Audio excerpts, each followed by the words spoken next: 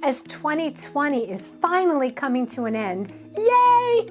I have a wonderful positive psychology exercise that I'd love to share with you. It's called the gratitude letter. Now, if you're like most people, your mail looks something like this. Bills, bills, and more bills with an occasional junk mail. But what about getting a handwritten letter, a gratitude letter from someone that really cares about you? So this is an exercise called the gratitude letter, and I want you to do it. I'm inviting you to write a gratitude letter to 2020. Imagine that the year 2020 could receive your letter, and I know all the terrible, horrible things you'd like to tell 2020 to do, including take a hike. But I'm inviting you to write a gratitude letter to 2020. These are some of the questions you might want to think about writing in your letter. What was the positive impact that 2020 had on you? How did it heighten your sense of gratitude for things that you previously took for granted? What were some of the unexpected blessings of 2020? You could write those in your letter. And what were some surprises that 2020 brought to your awareness? How has 2020 made you stronger and more resilient? How has 2020 made you kinder and more patient?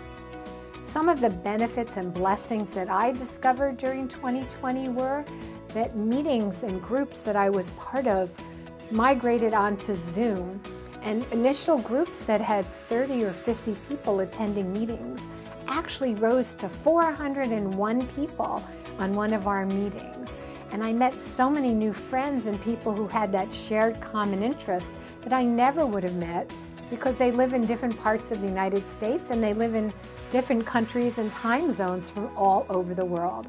So that was a wonderful blessing from the year 2020.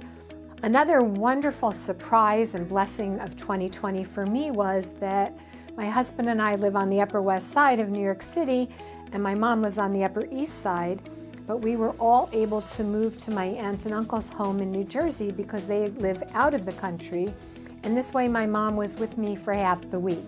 And even though many times I felt like I was 12 years old because I was living with my mom, we had so many fun times watching movies together, eating popcorn, going for long walks, cooking together, and just hanging out in ways that I hadn't done since I lived at home when I was in high school.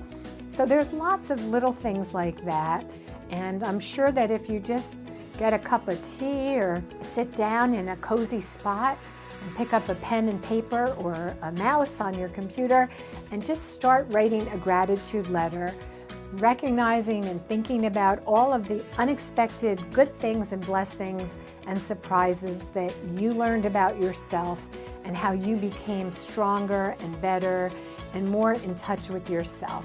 When you're done writing your gratitude letter for 2020, you can post it here and we can share that with other people and create a positive chain reaction. I'm sending you strength and love. Soaring Words is the power to heal.